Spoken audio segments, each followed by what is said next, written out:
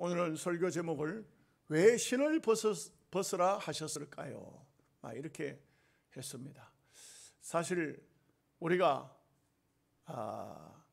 어린 아이 때는 신을 신지 않지만 어린 아이를 벗어나면 그러면 신을 신겨줍니다. 부모가 신을 신겨주면 그때부터는 아이는 부모의 도움 없이 자기 혼자서 가기 위해서 늘 신을 신고 가야 됩니다. 아이들은 집 밖을 나갈 때 제일 먼저 하는 일이 신을 신어야 되는 것입니다. 신을 신지 않고는 활동을 할 수가 없습니다. 맨발로 다니는 거 그 옛날 말입니다. 지금은 이 아스팔트 위를 신을 신지 않고 다니면 그 발에 병이 생길 수도 있습니다. 못이 박힐 수도 있습니다. 유대 나라 같은 경우는 우리나라하고도 전혀 달라요.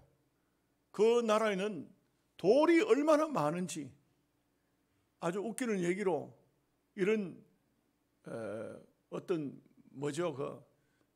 옛날 그 속담 같은 거에 속담이라 할까 뭐라 그래, 옛날 내려오는 전설을 하겠죠.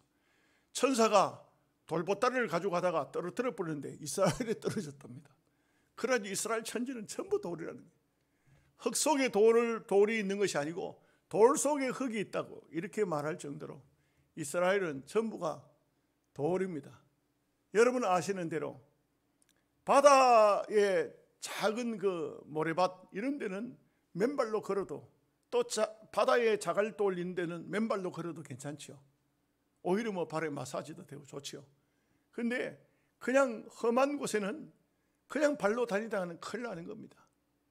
이스라엘 나라에는 때로 어떤 지역에 가면 칼돌들이 있어요. 그것은 말 그대로 칼돌입니다. 그 옛날에 원시 시대 같으면 그걸 그냥 칼로 사용할 수 있을 정도로 그런 돌들입니다. 잘못 들이면 발이 절단나죠. 반드시 신을 신어야 되는데 하나님께서는 모세를 만나서 신을 벗으라 이렇게 말씀을 하는 겁니다. 그것도 호렙산에서. 여러분 언제 기회가 생기면 호렙산 여러분들 한번 성지순례 가보시면 알겠는데 호렙산에는 정말 맨발로 다니면 절대 안 돼요. 맨발로 다닐 수가 없어요. 오늘도 가시떨기에 불꽃이 나왔습니다만 거기에 바람이 불면 가시 같은 게 이렇게 바람에 휙휙 날려다니는데 풀들이 전부 가시예요. 풀이 가시예요. 그리고 발에 땅바닥에 전부 돌들이기 때문에 이 돌들을 거의 제가 금방 말씀드린 것처럼 흙 속에 돌 있는 정도가 아니고 돌 속에 흙이 있다 할 정도로 돌이 잘 모르지만 한 70-80%는 돌인 것 같아요.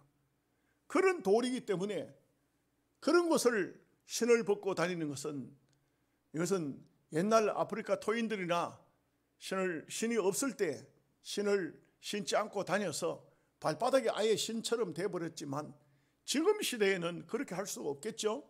또 모세도 마찬가지입니다. 모세는 어떤 사람입니까? 바로의 궁궐에서 자랐던 사람입니다. 잘은 모르지만 아마 신이 궁궐에서 신던 신이 아니었을까요? 좋은 신이었겠죠. 그 신을 일생 동안 신었겠죠. 그런데 하나님께서는 이제 신을 벗으라 이렇게 말씀을 하고 있는 것입니다. 이거 참 완전히 의외의 말씀이 아닐 수가 없습니다. 오히려 하나님께서 똑바로 신어라, 단단히 신어라, 이제 내가 너를 애굽 땅에 보낼 거니까 신발끈 똑똑히 도여매라 이렇게 해야 맞을 것 같은데 신을 벗어라 이렇게 하고 있습니다. 여러분 누가복음 15장에 보면 탕자가 아버지 재산을 가지고 나가서 먹어치우고 거지가 돼서 돌아옵니다. 거지가 신을 제대로 신었겠어요? 그러니 맨발로 돌아왔던 것 같습니다. 아버지가 이렇게 말하죠. 씻기라, 좋은 옷을 입히라, 이발을 시키라, 가락지를 끼우라, 신을 신기라. 신을 신기라. 이제는 아버지가 둘째 아들에게 신을 신기라고 부탁을 합니다. 신을 신어야 됩니다. 우리가 무슨 일을 하든지 간에 신을 제대로 신지 않으면 옳은 일을 할 수가 없습니다. 여러분 산에 여러분들 한번 가시면서 맨발로 한번 간다고 해보십시오. 못 다닙니다. 전부가 가시고 전부가 돌이고, 뭐 요즘에는 벌레도 독한 벌레들이 얼마나 많은지 신을 단단히 신어야 됩니다. 뭐 요즘은 등산하는 사람들을 보십시오. 여기 그냥 옷을 입고 그냥 하는 게 아니에요. 그 위에다 천을 갖다 덧대어 가지고 다시 맵니다. 그 왜 그래 하냐? 뱀 같은 독충들이 있다 이거죠. 우리나라만 뱀이 있습니까? 유대 나라 같은 데는 독사가 더 많다 그래요. 누가 재밌게 웃기는 말로 하는 말이, 왜 예수님께서 바리새인들 서기관들을 향해서 이 독사의 자식들아 했느냐? 독사가 많다 이거예요. 독사가 아주 못된, 한국에는 개가 많고 이스라엘에는 독사가 많다 이렇게 말해요. 그러니까 참 그 나라에는 신을 신지 않고 다닌다는 것은 있을 수 없는 일 같은데, 그런데 하나님께서 신을 벗으라 이렇게 말씀하고 있습니다. 모세의 나이가 얼마일까요? 지금 모세의 나이는 80입니다. 그야말로 인생의 삶이 석양 노을에 걸려있는 그런 삶입니다. 여러분 80쯤 되면 어떨까요? 모든 것이 이제는 다 정리해야 되고 끝나는 때입니다. 이런 때에 하나님께서는 모세야 모세야, 네가 선 곳은 거룩한 곳이니 내 발에서 신을 벗으라. 여기 모세를 그 석양의 때에 왜 신을 벗으라 했을까? 여기는 세 가지 정도 한번 우리가 말씀을 나누어서 생각해 볼 수 있습니다. 첫째는 80의 인생을 살았지만 지금까지 산 인생은 네가 살은 것이고, 이제는 신을 벗고 내 종으로서 내 삶을 한번 살아봐라. 새 삶을 한번 살아봐라. 하나님이 부르시는 삶입니다. 인간적으로 볼 때는 나이가 80이면 끝난 거죠.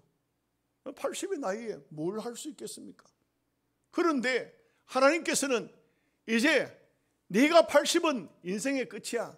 그러니까 모세도 시편에 보면은 인생은 70이요 장수하면 80이라도 그렇게 말했죠. 80이면 자기 삶 다 산 거예요. 다 살았어요. 이제는 남은 시간은 네가 나를 위해서 좀 살아야 되겠다. 새 삶을 좀 살아야 되겠다. 이렇게 말씀하고 있는 것입니다. 여러분, 우리가 신앙인으로서, 저는 참 목사가 됐잖아요. 근데 아무리 생각해봐도 정말 목사를 제가 잘한 것 같아요. 너무너무 목사를 잘한 것 같아요. 목사를 안 했더라면, 목회를 안 했더라면 어떤 사람이 되었을까 생각할 때 나는 참 하나님 앞에 10번 20번 생각해도 목사가 되기를 잘했다. 근데 아직도 목사가 됐으면, 모세가 나이 80에 하나님께 부름을 받았으면 이제는 내 삶은 지금까지 삶으로 만족하고 이제는 하나님의 삶을 살아야 되는데 그렇지 못할 때가 많았어. 하나님 앞에 송구스러울 때가 많고, 참 하나님, 이제는 내 삶은 벌써 옛날에 다 끝났고 이제는 하나님의 삶을 살라고 불러주셨는데 하는 그런 거룩한 부담성이라 할까요? 막 그런 것이 있습니다. 여러분, 미국의 웨스트민스터 신학교 교수 중에 가나베라는 교수가 있습니다. 이 사람은 뭐 이름을 들어보시면 알겠지만 일본 2세죠. 일본인 2세죠. 가나베. 이 사람은 신학 교수로 있으면서, 그러면서 이분은 가장 밑바닥 선교를 합니다. 밑바닥 선교를 하면 어떻게 되냐? 깡패들, 도적들, 창녀들, 이런 사람들 찾아가요. 그런 사람 찾아가가지고 성경을 가르치는 겁니다. 그런 사람들이 뭐 인생의 삶을 어떻게 살았습니까? 너무너무 험하게 살았지만, 그러나 그 사람들에게 복음을 전하면서 이 가나베 교수는 굉장히 희열을 느꼈던 것 같아요. 왜냐하면 성공한 사람, 훌륭한 사람, 잘된 사람에게 복음을 전해서 예수를 믿게 하는 것은, 그것은 뭐 그 사람들이 당연히 어떻게 보면 인생 다 살고 하나님 앞에 부름을 받는다는 것은 귀한 일이지만, 인생을 처참하게 살고 있는 사람들이 복음을 받는 것이 우리 기독교에는 참 이것이 어쩌면은 더 귀중한 축복인 것 같아요. 그래서 창녀들에게 가면은 복음을 전하려고 하면은 처음에는 웃는다는 것이요. 이거 뭐 우리한테 예수 믿으라고 전하러 오느냐고 그렇게 하는데, 호기심에 목사가 왔다 하니까, 호기심에 또 예수 믿는 사람들이 성경을 공부한다 하니까 그래 참여한답니다. 그래서 성경을 가르칩니다. 성경을 하루 이틀, 이제 낮 시간에는 뭐 별로 다른 게 없으니까 가르친답니다. 어느 날 어느 순간에 그 창녀들이 성경을 배우다가 두 눈에서 눈물이 줄줄줄 떨어진다. 목사님, 내가 어쩌다 보니까 이렇게 인생을 사는데 이제 이렇게 인생을 살아서는 안 되겠습니다. 이제 내가 지금이라도 새 결심을 하고 새로운 인생을 살아야 되겠습니다. 그래가지고 새 출발을 한다는 거예요. 새 출발을 하는데 그 사람들이 순전히 육신으로 세속적으로 살던 사람이 어떻게 인생을 새 삶을 삽니까? 굉장히 힘들겠죠. 길거리에 앉아서 장사도 하고 별것 아닌 생활을 하고 식모살이도 하고 아주 어려운 삶을 살지만, 그러나 그들의 마음속에는 옛날에 그런 생활들은 다 청산하고 정말 하나님 안에서 사는 삶을 살고 있다는 것입니다. 다시 말하면 이 인생이 새로 출발됐다는 거예요. 신을 벗었다 이거죠. 옛날 과거를 다 버렸다 이거죠. 오늘 우리가 하나님 앞에 예수님을 영접하면 정말 주의 종들뿐만 아니라 할지라도 우리가 예수님을 영접한 순간 신을 벗는 마음으로 정말 이제는 내 지난날 모든 과거를 다 내려놓고 이제 하나님 앞에서 바로 살자, 바르게 살자, 이런 마음 자세를 가지는 것이 바로 신을 벗는 마음 자세인 것입니다. 그래서 우리는 땅 위의 인생의 삶을 살 때에 나를 위해서 얼마큼 살았는가, 이제 남은 생애는 어떻게 살 것인가. 요즘에는 교회도요, 건사도 굉장히 일찍 됐잖아요. 옛날에는 건사가 되면 목사님들이 주로 그렇게 건면했어요. 이제 당신들을 삶을 살 만큼 살았지 않느냐. 이제 하나님이 부르셨다. 하나님의 손이 되고 하나님의 발이 되기 위해서 여러분을 불렀다. 이제는 세상적인 것을 내려놓고 신을 벗고 하나님의 부름에 합당한 삶을 살라고 건면합니다. 요즘에는 뭐 교회 목사가 돼도 장로가 돼도 장립주사나 건사가 돼도 하나님의 일은 등한시하고 전부 그 직분이 하나의 감투처럼, 그 감투 못 쓰면 그냥 교회를 옮길 정도로 그런 사람들이 얼마나 많은지 몰라요. 정말 정신이 똑바로 됐을까? 하나님 앞에 부름을 받을 때 신을 벗을 자세가 됐을까? 이제 우리 교회도 이제 원래 연말이면 9월달이면 우리 장로님들하고 약속하기를 장로 정선 청원을 한다고 했습니다. 과연 하나님 앞에 주의 종으로 부름을 받을 때 신을 벗을 각오가 됐는가? 신을 벗는다는 것은 이제는 육신적인 것보다 영적인 방면에 주님의 나라에, 주님이 원하시는 장소에 그곳에서 살겠다는 이런 마음이 되어야 됩니다. 저는요, 매우 안타까울 때가 있는데, 목사다 보니까 만나는 사람이 한 10명 중에 7, 8명 아니면 뭐 9명 목사님들을 만납니다. 목사님들을 만나는데 목사님다운 말을 하는 목사님을 잘 못 봐요. 이거 자칫 잘못하면 하나님 앞에 책망 들으란지도 모르는데 죄송하기도 한데 제가 보는 눈에 그래요. 이분이 과연 하나님 앞에 부름받은 자인가? 하나님 앞에 부름받은 자이라면 하나님 앞에 올바른 인생의 삶을 살아야 되는데 아직도 육신의 삶을 살고 있는, 아직도 신을 벗지 못하는, 아직도 과거에 매여 있는, 아직도 하나님의 종으로서의 삶을 살지 못하는 모습을 볼 때에 매우 안타깝다, 그런 생각을 할 때가 없지 않아 있으면서 다시금 내 자신을 돌아보기도 하는 것입니다. 나는 과연 하나님 앞에 신을 벗고 살고 있는지, 지난 과거를 청산하고 새 삶을 살고 있는지, 이것을 생각해 보기도 합니다. 두 번째는 신을 벗으라는 것은 자포자기입니다. 너를 포기하라는 겁니다. 너를 포기하라. 새 삶을 사는 것도 중요하지만 새 삶을 살겠다고 해가지고는 자기를 포기하지 못하는 사람 많아요. 참 제일 문제가, 저도 살아보니까 내 자신을 포기할 수가 없더라고요. 내 욕심, 나를 포기하기가 참 어려워요. 여러분, 정말 부끄러운 얘기인데 제가 총회에 이렇게 나가서 그래도 참 감사부장을 이 시골 목사가 했다는 것이 신기하죠. 경상북도에서 두 번째라 그래요. 제가 감사부장을 했어요. 하나님께서 그렇게 그 가정을 그렇게 만들어 버렸어요. 그래 했어요. 그 다음에는 또 한 가지는 제가 전혀 원치 않았지만, 생각지도 않았지만 총회에서 총신대학교에 개방 이사에 추천을 받았어요. 8명이 추천을 받아서 4명을 뽑는데, 제가 생각할 때는 총회에 나오는 이 이사들은 저를 아는 사람이 그렇게 많지 않아요. 그래서 거기는 4등 안에 들 거라고는 전혀 생각지도 않았어요. 아니 못 들어간다고 봤어요. 불가능하다고 봤어요. 투표를 하니까 2등으로 당선이 딱 됐어요.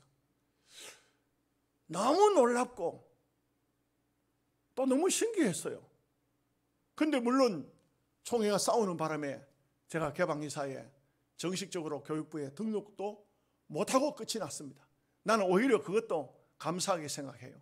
왜냐하면 개방이사가 되었더라면 알게 모르게 정치판에 들어가서 휩싸였을 거예요.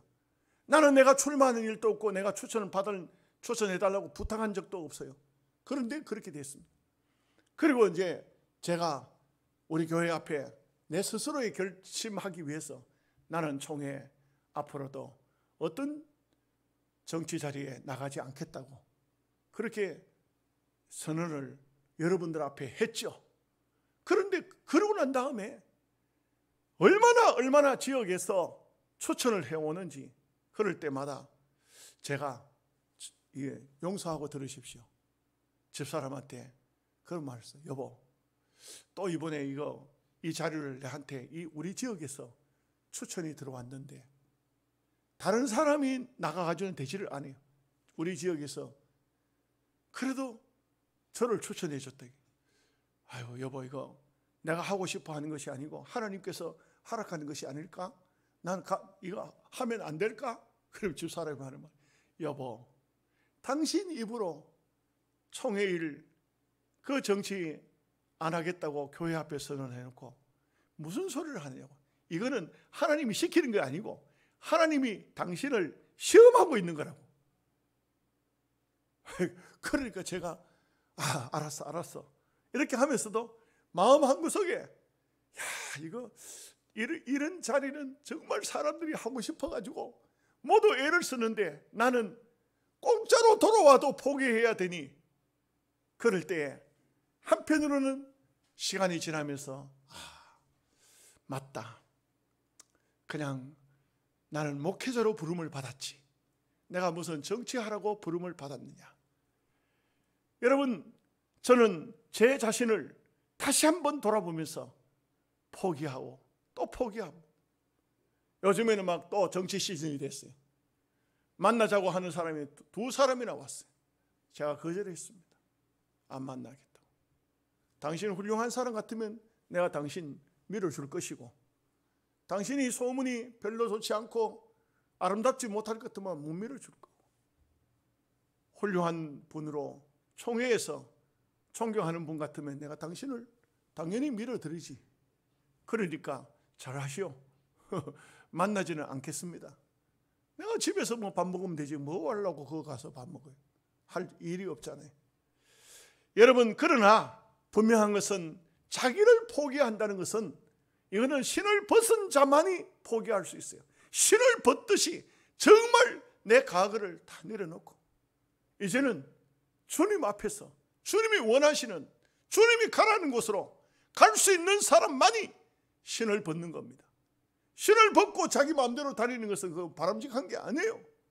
신을 벗었으면 이제는 자기 뜻대로 살면 안 되는 겁니다. 하나님 아버지의 뜻대로 살아야 되는 것이죠. 전두환 전 대통령의 둘째 아들 재용 씨가 원래 나이가 57이라는데 이분이 신학교에 들어갔어요. 신학교에 들어갔는데 그 기독교 방송에 나와서 자기 간증도 하고, 그리고 자기 아버지는 지금 전두환 씨는 지금 치매가 왔답니다. 치매가 왔는데도 아들이 아버지 제가 신학교 가서 목사가 되려고 합니다 하니까 아버지가 매우 흐뭇해 하더라 하는 이런 얘기가 나옵니다. 물론 뭐 하나님의 뜻이 어디인지는 알 수는 없어요. 신학교에 들어가니까 발빠르게 우리들 교회 김양재 목사가 교육전사로 데려갔어요. 교육전도사가 문제가 아니고 신학교 들어간 것이 문제가 아니고 과연 신을 벗었을까? 과연 신을 벗었을까? 여러분, 육신적으로 훌륭한 사람들 참 많아요. 그런 분들이 가끔 보면은 신학교 들어와요. 또 전혀 생각지 않았던 깡패 두목도 신학교 들어와요. 그런데 과연 신을 벗었을까? 이게 매우 중요하다고 볼 수가 있습니다. 이번에 감사한 기도원에 갔더니 원장님께서 어떤 사람이 교도소에 환경 폐기물법 위반으로 걸려서 징역을 1년 4개월 받아서 징역을 사는 사람이 감사한 기도원의 원장한테 편지를 보내왔으니까 원장이 두 말도 없이 책을 2권을 보냈더니, 한 권은 자기가 쓴 책 제목이 아마 우리 교회에서도 들어 가져가신 분이 있을 텐데 저도 한 박스 선물 받아서 눈물이라는 책, 그 자기 간증이 실린 책입니다. 그 책하고 또 한 권은 내 설교집을 한 권을 보냈다는 겁니다.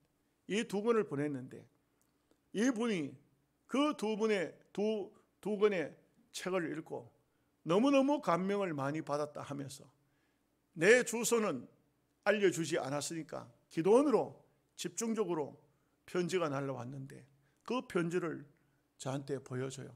편지가 아마 벌써 이만큼 와 있어요. 이리 와 있는데 저한테 같이 면회를 가겠냐고 해서 저는 일단 거절했습니다. 원장님 먼저 접촉해 보시고, 제가 거절한 이유는 너무 많이 쏘아서 이제는 사람이 잘 안 믿어집니다.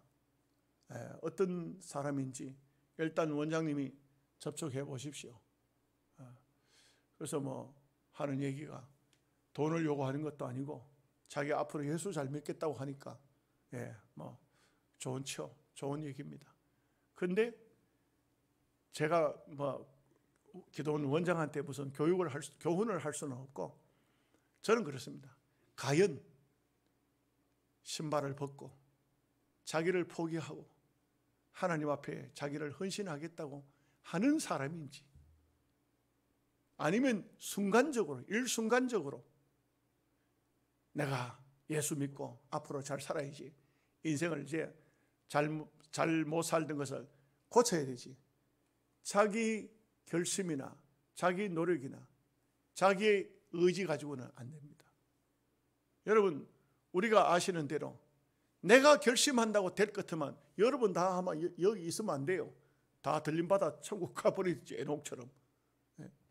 우리는 다 별 수 없는 별것 아닌 존재들입니다. 하나님이 우리를 붙잡아 주셔야 됩니다. 성령께서 우리의 마음을 붙들어 주셔야 됩니다. 무엇보다도 내가 결심하면 하나님이 도와주신다는 것이죠. 내 결심으로 끝나면 아무 소용이 없습니다. 정말 내 자신을 포기하고 그리고 하나님의 도우심을 바라면 하나님이 도와주셔야 우리의 삶은 새 삶이 되어질 수가 있는 것입니다. 한 가지 더 말씀을 드리면, 신을 벗으라는 것은 새 땅에 들어가게 하기 위해서입니다. 여러분, 새 땅에 들어갈 때는 신을 벗어야 됩니다. 하나님의 세계에 들어가는 것이 바로 새 땅입니다. 새 세계입니다. 예수 믿는 것이 새 세계라 이 말입니다. 우리가 똑같은 어제하고 오늘하고 똑같은 삶이지만 오늘 예수님을 영접하면 새 삶입니다. 신을 벗어야 됩니다. 여러분, 하나님은 여호수아에게 여호수아 1장 3절에 보면은 내가 모세와 함께 있었던 같이 너하고도 함께 하겠다. 그러면서 하신 말씀이 네가 앞으로 네 발바닥으로 밟는 땅은 내가 네게 주겠다. 여러분, 발바닥 신 신고 가서 밟는 땅이 아닙니다. 발바닥으로 밟으라 그랬어요.